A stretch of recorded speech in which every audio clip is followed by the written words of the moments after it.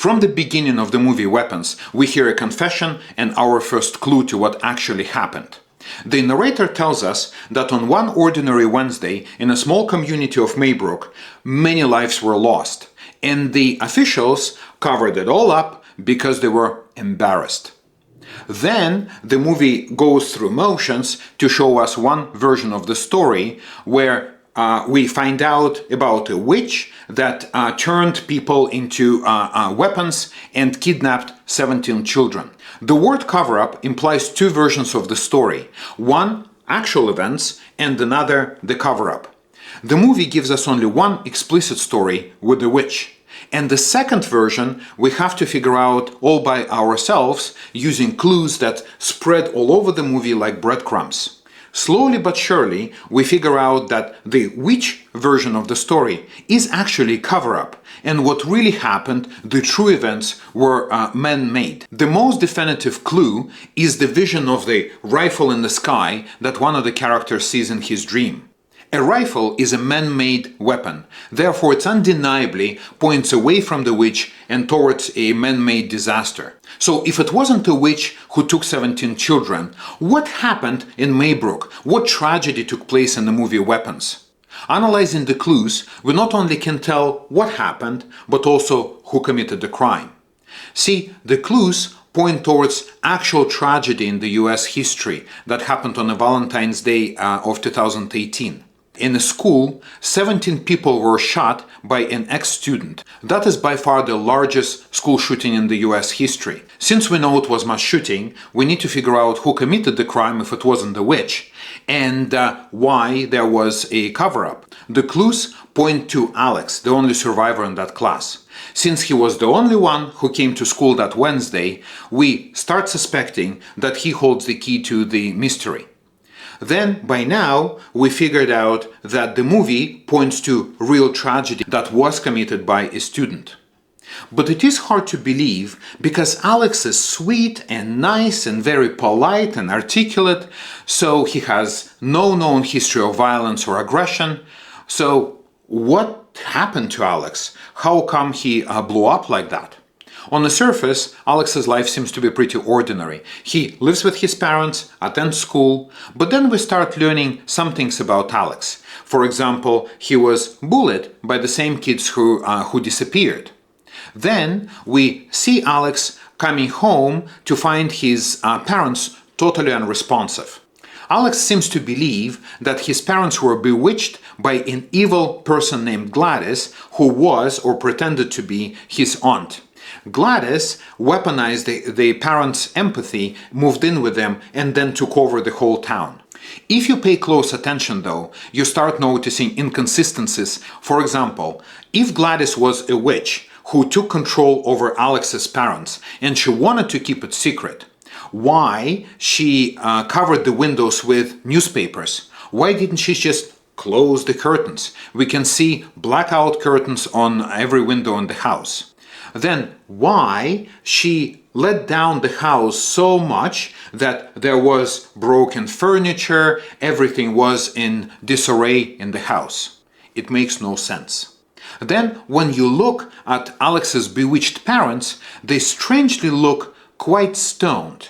And then there was an event when parents poked themselves in the face with a fork, creating a whole bunch of injuries on their face. But you know who also tend to have injuries on their face or lesions? People who use crystal meth. And then you look at the whole house from the different angle and it looks like a cliché meth house. The most definitive clue pointing to drugs comes from Gladys, who tells towards the end of the movie, "Don't step over salt." Do you know what else called salt?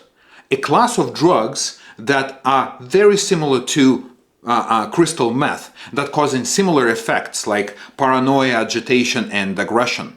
We also see Alex feeding his stoned parents with the soup straight from the Campbell can. And that is a cliche that shows abandonment and neglect. People eat straight from the Campbell soup can, even unheated, because they cannot figure anything else out or cannot afford anything else. That is an ultimate image of what we call parentification, when a child has to take care of his parents instead of the other way around.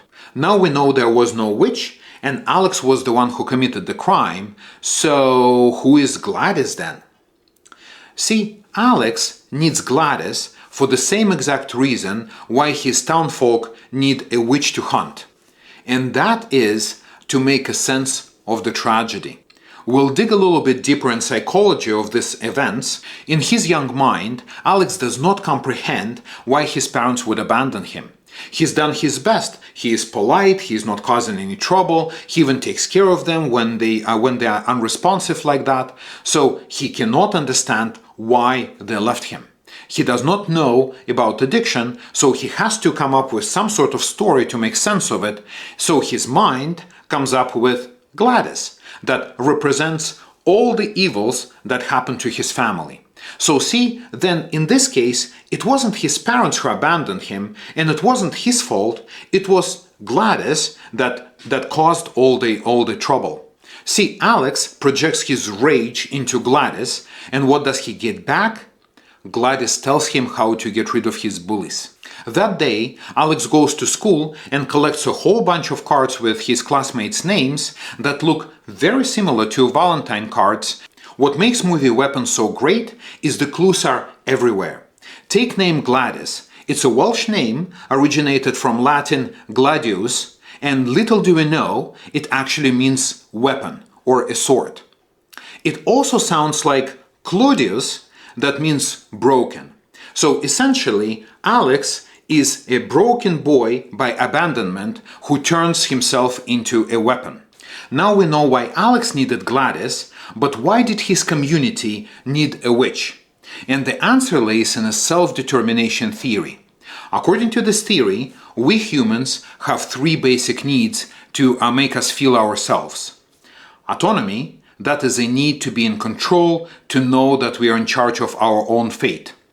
Competence, that is a need to know we are good at it. And relatedness, that is a need to know we are not alone in this. A school shooting shatters all three at the same time. Autonomy is gone, we feel powerless, we could not protect our children. Competence is gone, we miss the signs, we could not predict this. Relatedness is gone because the monster was one of us. Faced with incomprehensible tragedy, our minds are trying to protect itself and create this delusion of external force causing the tragedy instead of accepting the reality. Once we know there is a witch, all three needs are restored. Autonomy is restored because we can hunt the witch. Competence is restored, we may be good at it, we find in the clues, and relatedness is resolved because we can do it together. But see, this is a delusion, this is not the reality, it's going in autopilot and fighting the shadows. In the movie, children literally run away from their family homes, and yet, instead of looking at themselves, parents are blaming their teacher, Justin Gandhi, of course her name is also symbolic, for the events. In another scene, police seem to be suggesting that it was social media or movies that caused the kids to be gone. So we can see a pattern of externalizing the blame instead of taking responsibility and accountability. We see how authorities try to deal with community grief. They sat all the parents together and start talking at them, telling them how they should feel. Of course, it created anger and a backlash. What they should have done differently is to use something like ACT, or acceptance and commitment therapy. According to this theory, any true healing starts with radical acceptance, when we accept reality no matter what. And then, rooted in the reality, it offers tools how to heal.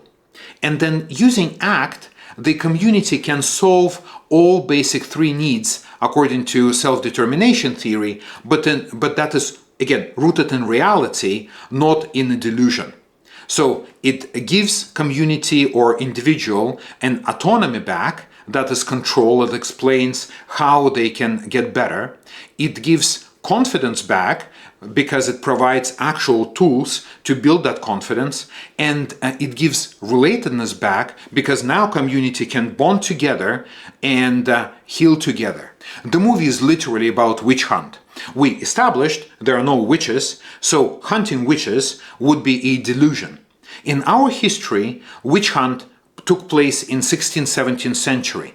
And that time actually has eerie parallels with our reality right now.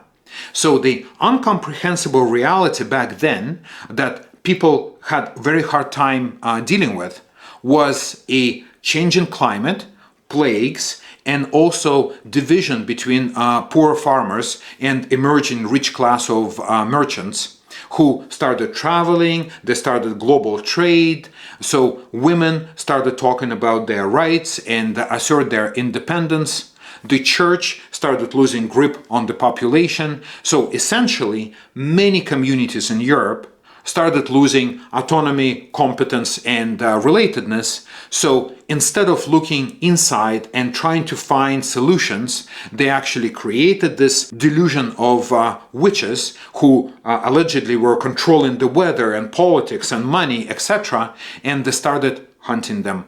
Thousands of women were burned, literally. These days, history repeats itself. We also deal with a growing divide between poorer people and richer people, and there is no way how poor people can bridge and become wealthier. We deal with global climate crisis and breakdown of industrial communities. And of course, these communities, to restore some sort of sense of control, find external enemy, like immigration or China or global trade or coastal elites.